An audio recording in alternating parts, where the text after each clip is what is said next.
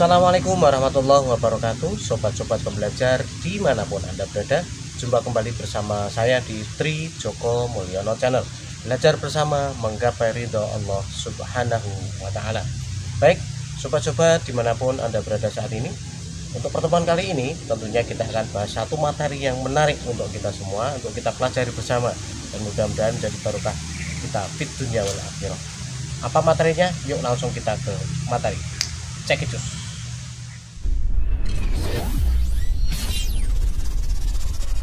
Assalamualaikum warahmatullahi wabarakatuh, sobat-sobat pembelajar dimanapun Anda berada saat ini. Jumpa kembali bersama saya di Tri Joko Mulyono Channel. Belajar bersama menggapai ridho Allah Subhanahu wa Ta'ala. Baik anak-anak sekalian dan sobat-sobat pembelajar sekalian, kalau di pertemuan minggu-minggu kemarin kita sudah membahas tentang materi pembelajaran bahasa Jawa, yaitu tentang Serat Pedotomo. Untuk kali ini kita akan melanjutkan materi tentang cerita cekak atau cerkak. Anak sekalian, sobat-sobat pembelajar, pada materi ini kita akan cerita banyak tentang bagaimana bisa memahami sebuah cerpen atau cerkak atau cerita cekak. Cerpen itu kalau dalam bahasa Indonesia, dan kalau bahasa Jawa dipun sebat cerkak. Di materi ini saya akan sampaikan dalam dua bahasa, mudah-mudahan bisa tersampaikan dengan baik. Baik, anak-anak sekalian dan sobat-sobat pembelajar, apa itu cerkak? Mungkin kita masih banyak yang bertanya. Mungkin kita belum tahu apa sih itu cerkak sebenarnya. Menapa ingkang dipun sebat cerkak? Monggo kita pirsani wonten katerangan salajengipun. Para siswa, para sobat-sobat pembelajar dimanapun Anda berada, pangertosan cerkak. Cerkak nggih menika setunggalipun cerita ingkang isinipun ringkes. Prasaja ugi boten wonten boten betahaken wekdal ingkang dangu kagem maos. Terus cerkak menika isinipun fokus wonten ing setunggaling paraga utawi tokoh ing satunggaling ugi satunggaling kedadosan ingkang dipun rasaken paraga kasebat.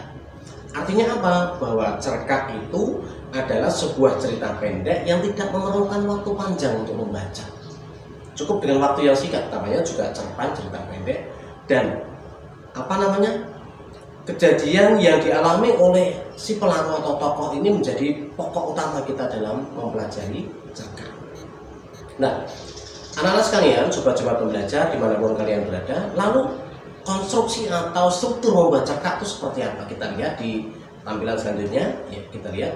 Nah, ada beberapa unsur cerkak. Yang pertama ini yang disebut dengan unsur pamangun cerkak atau unsur pembangun cerpen. Apa isinya? Kita lihat di slide pertama. Perhatikan slide-nya. Nah, di sini sudah ada unsur namanya unsur intrinsik. Unsur intrinsik inggih menika pamangun cerkak ingkang wonten salebetipun cerkak, ingkang hanya buyung lampahipun cerkak kasebat. Pramila unsur intrinsik menika kedadosan saking pinten-pinten warni ingkang sepisan tema, ingkang kapalih latar belakang, angka kaping 3 alur ceritanipun, angka kaping 50 paraga lan pewataan, angka kaping gangsal sudut pandang, lan ingkang akhir pamungkas inggih menika amal. Unsur intrinsik adalah unsur pembangun cerita pendek atau cerpen yang berada di dalam sebuah cerita cerpen tersebut. Contohnya adalah tema, latar belakang, alur cerita, tokoh dan peran. Nah, ada yang antagonis, ada yang macam-macam, itu yang protagonis dan sebagainya. Sudut pandang dan amanat itu bisa disebut dengan pesan yang tersimpan dalam cerita tersebut. Jadi nanti kita akan pelajari lebih dalam. Itu unsur yang pertama, yaitu unsur intrinsik. Selanjutnya untuk unsur yang kedua, yaitu unsur ekstrinsik. Inggih menika unsur ingkang angka kaping kalih pamangun cerkak, inggih menika unsur ekstrinsik. Unsur ekstrinsik inggih menika unsur ingkang mapanipun wonten sak jawanipun cerkak, dados boten enten gegayutanipun langsung kaliyan cerkak menika. Artinya apa? Bahwa unsur ekstrinsik itu adalah unsur yang berada di luar cerkak, berada di luar jalan cerita, tetapi dia mempengaruhi bagaimana pembuatan cerkak atau cerpen tersebut. Contohipun kados napa? Nggih, contohipun ingkang sepisan inggih menika nilai saklebeting cerita. Dados Niko bisa bermuatan agama, bisa bermuatan budaya, bisa bermuatan politik, lansa panggalipun. Nah, ingkang angka kaping kalih nggih menika pengalaman gesangipun pangripta cerkak, pengalaman hidup, pengarang cerita, ya. Yang ketiga adalah keadaan sosial, tapi keadaan sosial nalika cerkak dipun anggit, yaitu adalah keadaan sosial di mana saat cerkak ini dibuat. Keadaan sosial lingkungannya seperti apa? Lingkungan daerah tempat pembuat cerita ini seperti apa? Ini bisa mempengaruhi cerita cerkak yang dibuat oleh si penulis tentunya. Nah, itu ada dua unsur, yaitu intrinsik dan ekstrinsik. Dipun pirsani selanjutnya. Nah, kita mlebet wonten ing tema masih dalam unsur intrinsik cerkak. Tema nggih menika pokok masalah utawi dasaripun setunggalipun cerita. Terus tema menika topik atau pokok masalah yang akan dimuat dalam sebuah cerkak. Seperti apa? Nah, kita lihat. Temanya apa? Pokoknya apa? Nah, itu nanti akan diangkat. Itu disebut dengan tema. Jadi dalam membuat sebuah cerpen atau cerkak harus ada tema dulu. Yang pesan yang akan kita sampaikan apa dibuat. Konten game pokok bahasa ini pun apa? Ini akan kita. Oh, saya ingin menyampaikan tentang moral, tentang keagamaan, maka kita konsep dulu. Buat apa? Temanya. Oh, nanti adegannya seperti ini, temanya seperti dan sebagainya. Ngaten nggih? Kita lajengaken ingkang kaping kalih nggih menika latar utawi setting. Di dalam membuat cerkak menika tidak semudah yang kita bayangkan. Kita harus membuat latar ceritanya bagaimana, settingannya bagaimana, kita harus buat. Jadi latar utawi setting wonten ing cerkak menika hanjlentrekaken papan panggenan wekdal ugi swasana salebetipun cerita. Pramila kanthi menika cerkak wonten tigang perangan werni ingkang sepisan inggih menika latar panggenan. Ingkang kaping kalih latar wekdal. Ingkang kaping 3 inggih menika latar swasana. Menika latar dalam pembuatan cerkak utawi cerpen. Jadi harus diperhatikan dalam pembuatan cerkak ini untuk di bidang settingnya, ya latar tempatnya bagaimana, kondisi tempatnya, kondisi waktunya seperti apa. Kalau kita mau menampilkan sesuatu yang membutuhkan gelap, ya berarti kita syutingnya malam hari dan sebagainya, kita membuatnya malam hari dan sebagainya. Kemudian suasana pembuatannya seperti apa disampaikan di situ. Yang ketiga selanjutnya adalah alur atau plotting. Alur atau plotting nggih menika lampahipun utawi rangkaian cerita wiwit awal dumugi pungkasanipun cerkak. Jadi alur cerita dari awal sampai akhir. Ada 3 alur di sini. Yang pertama adalah alur maju, kemudian alur mundur, ingkang kaping 3 nggih menika alur campuran.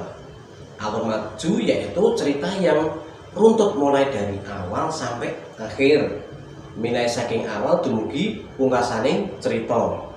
Alur mundur menika kosok wangsulipun dipun milai saking cerita wingkingipun lajeng dipun majeng dumugi awalipun. Samangke sak bibaripun cerita episode terakhir flashback lajeng mulai dados di sini ada pengulangan waktu untuk alur mundur.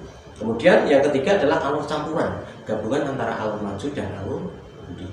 Monggo nanti dibuat seperti apa silahkan saja. Kemudian yang keempat adalah paraga lan wewataan. Paraga itu tokoh, wewataan itu peran atau watak ya. Jadi perannya seperti apa? Antagonis yang galak. Itu antagonis ya. Yang sumai-sumai, yang ceria-ceria, monggo saudara-saudara. Itu peran yang protagonis, yang nyenengke. Orangnya sabar, ceria dan sebagainya. Tapi yang peran antagonis, wah medeni wong. Nah, ini menjadi contoh peran-peran dan watak. Paraga inggih menika tiyang ingkang utawi tokoh ingkang wonten salebetipun cerkak, dene wewatakanipun, sifat karakter tiyangipun menika wonten salebetipun cerkak. Wonten 3 perangan ingkang sepisan nggih menika protagonis. Dan kalau sobat lajeng Bersani sanipun protagonis menika paraga utawi tokoh yang sifatnya tumindakipun sae. Orangnya gapia, semana, murah senyum, baik hati dan suka menolong. Yang kedua adalah paraga antagonis. Paraga antagonis menika nggih menika paraga ingkang sifatipun awon, jelek.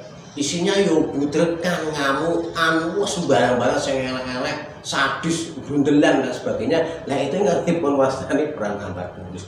Galak, jahat, sadis, sirikan itu biasanya pun antagonis. Nah, ingkang kaping 3 nggih menika paraga tritagonis.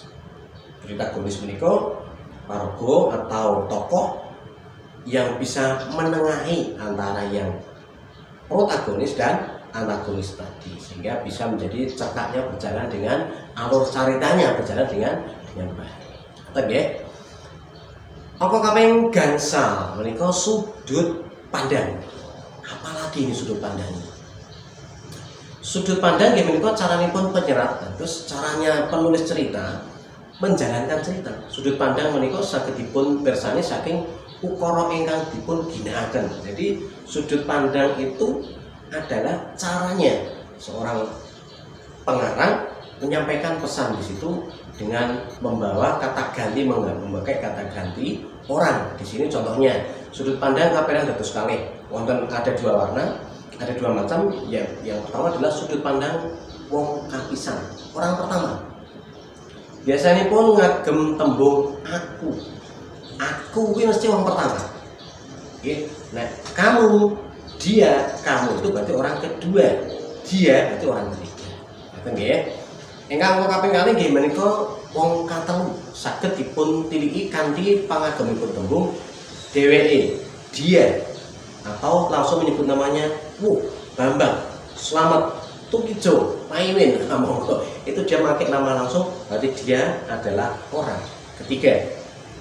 Ingkang salajengipun nggih menika angka kaping 6 sajatosipun pun pirsani amanat menika nggih menika pesen ingkang dipun aturaken pangripta utawi pengarang cerita kagem tiyang ingkang maos.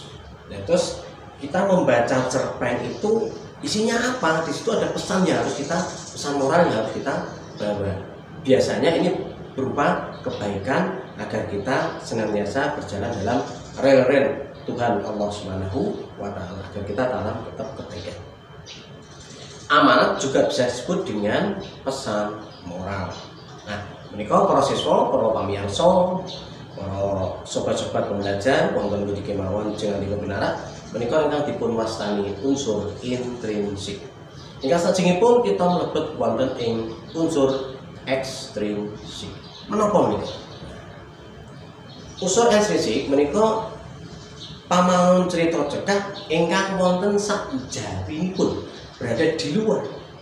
Jadi dia ada berada di luar cerkak, berada di luar alur cerita tadi.